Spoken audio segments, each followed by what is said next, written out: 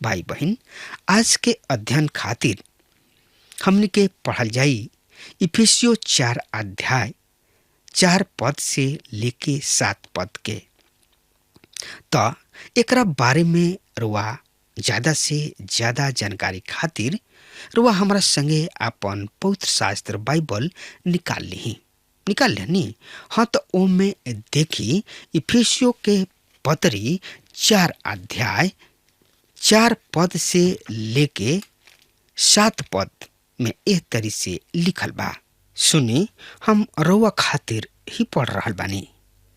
एक ही देह बा औरी आत्मा एक ही बा, ठीक वही तरी अपना बुलाहट के एक ही आशा में तोहनी लोग बुलावल गइल रहला। एक ही प्रभु, एक ही विश्वास, एक ही बपतिस्मा औरी हमने लोग के एक ही परमेश्वर पिता बाड़न, जे सब केहू के ऊपर, सबके बीच में और सब केहू बाड़न। बाकी हमनी में से हर एक जाना के मसीह के दान सीमा के भीतरी अनुग्रह दिहल गइल बा। श्रोता मित्र भाई बहन, यहाँ पर जौन हमनी के पढ़नी हजा परमेश्वर के प्रेरणा के द्वारा लिखल गइल बा। एक देह दू शब्द यानी कि इस शब्द पेंती कुस्त के दिन से लेके उठावल जाए के दिन तक के विश्वासी सबके संख्या के ओर इशारा करत बा। तो एक देह बिना दिखाई देवे वाला कलीसिया के भी कहल जाला, पर ई दूसर की का से सच नहीं खे और इस सब सच्चा विश्वासी सबके दिखाई देवे के चाही। दूसर का ह एक के आत्मा, ई पवित्र आत्मा के ओर इशारा करत बा, जवन कि सब विश्वासी सबके मसीह के देह में जल संस्कार दिहिना। तब पवित्र आत्मा सब विश्वासी सबके एक करलन। तो इहे एकता ह जौन विश्वासी सबके बदले राखे खातिर कइल गइल बा। तीसर का ह बुलावल जाए के एक के आशा, तो सब विश्वासी के सामने जवन रखल गइल बा तो उनका ओर इशारा करत बा औरी उ ए संसार के उठावल जाए मसीह यीशु के नजदीकी में गोइहन और ई एगो धन आशा ह। श्रोता मित्र भाई बहन, तीतुस 2 अध्याय 13 पद में लिखल बा और ओह धन्य आशा के अर्थात आपन महान परमेश्वर और मुक्तिदाता यीशु मसीह के महिमा के प्रकट होके के बात जो हतणे। चौथ का ह त एके प्रभु, ई प्रभु यीशु मसीह के ओर इशारा करता। तो विश्वासी सबके ऊपर उनकर अधिकार कलिसिया के एकता में स्थिरता ले आवेला। पांचवा ह एके विश्वास, तो प्रेरितों के सिद्धांत के ओर इशारा करत बा। तो प्रेरितों के काम 2 अध्याय जब एकर इनकार कइल जात बा तब मतभेद उत्पन्न होत बा। तो एगो ऐसन तत्व अवश्य होखे के चाही जौना से कि विश्वासी सबके लगाव उत्पन्न होखे। छठवा ह एके जल संस्कार, तो ई पवित्र आत्मा के बपतिस्मा के ओर इशारा करता, जवन की सच्चा पवित्र आत्मा के द्वारा बपतिस्मा ह। तो पानी के जल संस्कार तो एगो धार्मिक नियम ह, एगो चिन्ह ह और इस सच्चा बपतिस्मा के जीवन पवित्र आत्मा के द्वारा विश्वासी सबके एके बना देला। तो एके परमेश्वर और पिता बानी। तो ई एगो बात के ओर इशारा करता कि विश्वासी सब के बाद परमेश्वर पिता बानी और विश्वास ना करे वाला के बाप ना हई। त बेटा के अधिकार खाली यीशु मसीह के द्वारा मिलेला। तब विश्वासी सबके एकता तथा अविश्वासी और विश्वासी सब में अंतर करेला। त जे नया जन्म पौले बा त ओह सबके ऊ बाप ह। त पौलुस कलिसिया के बारे में बात करत चलल आ रहल बाड़न। त कलिसिया एगो नया मनुष्य ह और ई एगो भेद ह और ई मसीह में बा। त ऐसे सब सच बा। त बहुत सब लोग ए बात के ढूंढे में बहुत ज्यादा व्यस्त बाड़न। त पौलुस हमनी के बतावल चाहत बाड़न कि हमनी के अबो पापी संसार में जिंदगी बिता रहल बानी जा। त पौलुस जब विश्वासी सबके चाल चलन के बारे में बात करताड़न त वो सबसे पहले व्यक्तिगत रूप से बात करत बाड़न और हर एगो आदमी के नम्रता और दीनता के साथ जिंदगी बितावे के बा और आपन पूरा कलिसिया के बुढ़ापा के बा जिंदगी की एक के आत्मा और एक के देह बा। त ई भाग परमेश्वर के महानता प्रधानता और उनकर महत्व के चित्रित करत बा। तब परमेश्वर सबसे महान बानी और ऊ आपन सृष्टि से ऊपर बाणे। मित्र त एकरा बारे में और ज्यादा से ज्यादा जानकारी खातिर रुआ हमरा संगे आपन पवित्र शास्त्र बाइबल निकाल लेनी। हाँ तो उनमें देखी इफिसियों के पत्री 5 अध्याय 19 पद में एह तरी से लिखल बा। सुनी हम पढ़ रहल बनी रोवा खातिर।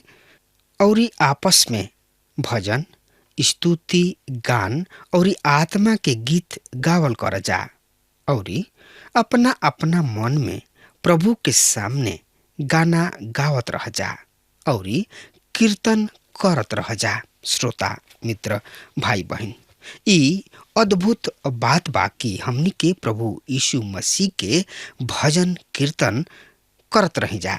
संसार में हर एगो आदमी आपन आपन धुन बजा रहल बा।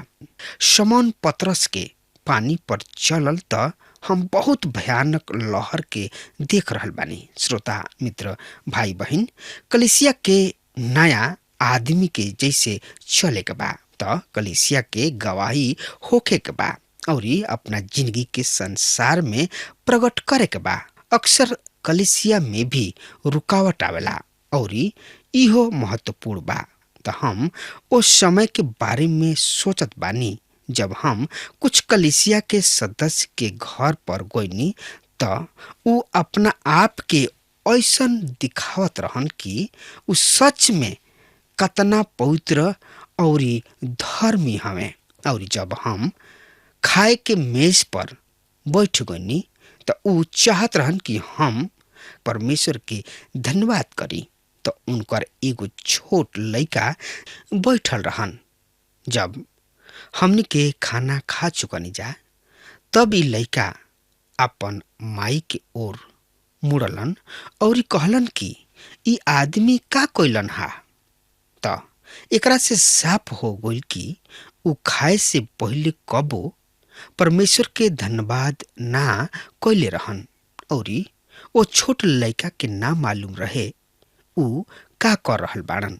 प्रिय श्रोता मित्र भाई बहन हो सकता कि लड़का के केवनो रोक टोक ना होके पर कलिसिया के हमेशा लड़का नखे बनल रहे के बल्कि परिपक्व सयाना बने के बा। और परमेश्वर हर एगो आदमी के अपना अनुग्रह देले बाने ताकि ऊ ढाढ़स से काम लेस। श्रोता मित्र भाई बहन इफिसियों 4 अध्याय के 7 पद में एह तरी से लिखल बा। पर हमनी में से हर एक के मसीह के दान के जैसे अनुग्रह मिलेला और परमेश्वर हर एगो विश्वासी के दान देले बाणे। तो पढ़ी रोमियो के पत्री 12 अध्याय 6 से 13 पद में यह तरी से लिखल बा। हम रोआ सामने पढ़ रहल बनी, रोआ ध्यान से सुनी। और जबकि ओह अनुग्रह के अनुसार जवन हमनी के देहल गोइल बाटे, हमनी के तरह तरह के वरदान मिलल बा, जेके नबी के दान मिलल होके उ विश्वास के अनुसार भविष्यवाणी करे। यदि सेवा करे के दान मिलल होके त सेवा में लागल रहे। यदि केहू के सिखावे वाला गुरु होके त सिखावे में लागल रहे। जे उपदेशक होके त उ उपदेश में लागल रहे। दान देवे वाला दिल खोल के दे। जे अनुग्रह यानी कि अगुवाई करे उ उत्साह से करे। जे दया करे उ खुशी से करे। तो उन्हीं लोग के प्रेम साँच होखे। बुराई से घृणा कर, भलाई में लागल रह। भाईचारा के प्रेम से एक दूसरा से माया राख लोग। हमेशा आदर करे में एक दूसरा से आगे रह। कोशिश करे में आलसी मत होख। आत्मिक उन्माद में भरल रह। प्रभु के सेवा करत रह। आशा में आनंदित रह। क्लेश में स्थिर रह। प्रार्थना में हर समय लागल रह। 13 पद, पवित्र लोग के जवन कुछ जरूरत होके ओमे ओकर मदद कर। पहुनाई करे में लागल रह लोग। और कुरिन्थियों 12 अध्याय 14 अध्याय में भी यह बात साफ रूप से बतावल गइल बा। जबकि विश्वासी सबके एक आत्मा बनावल राखे खातिर सावधान के जरूरत बा। एकर ई मतलब नइखे कि पहिला दूसरा के नकल ह। तरह एक विश्वासी के अलग अलग दान मिलल बा ताकि उ कलीसिया के विकास खातिर काम करे।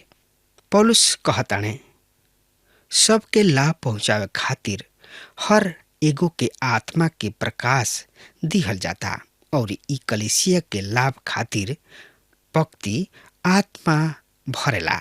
और कौनो दान रौरा खाली राउर उन्नति खातिर नइखे दिहल गइल, पर रउआ के दान ऐसे दिहल गइल बा कि रउआ कलीसिया के विकास खातिर काम करी। कल्पना करी कि यदि हमार आँख कहे कि हमरा नींद आ रहल बा, हम रउरा साथे ना उठब और हमार पैर कहे कि हम बाइबल अध्ययन खातिर ना जाइब, त का होई? पर हमरा तो इहवा दूगो के जरूरत बा और हम चाहतानी कि हमार दिमाग भी काम करे। तो सच बात उ दू बा कि शरीर के सब अंग के मिल के काम करे के बा। तो हर एगो आदमी के परमेश्वर अलग अलग दान देले बाड़े ताकि उ कलीसिया के बढ़ोतरी खातिर काम करस। यही तरह से हम आत्मा के एकता के पा सकब जा। हमनी सब के परमेश्वर के ओर से अनुग्रह मिलल बा कि ओह दान के पवित्र आत्मा के भरपूरी में होके काम में ला सकी जा। यदि कलीसिया के एक जन दुखी होखेलन त सबके दुख मिल जाला। और यदि रउरा आपन दान के इस्तेमाल ना करब त कलीसिया एक लय में आगे ना बढ़ी। श्रोता मित्र भाई बहन, यह पौलुस यहाँ पर एकता समूह यानी कि संगठन के बारे में बातचीत कर रहल बने। हमने के एक लय में एक सुर ताल में चले के बा, तबे हमनी की कलीसिया के स्थापना और विकास हो सकेला। श्रोता मित्र भाई बहन, पौलुस वहां पर गइलन जहां पर प्रभु यीशु मसीह के सुसमाचार ना सुनावल गइल रहे। वहां पर जाके प्रभु यीशु मसीह के बारे में बतावलन कि प्रभु ही उद्धार करता हमें। उनका किने एगो ऐसन संदेश रहे कि लोगन के वो बतावत चलत रहन।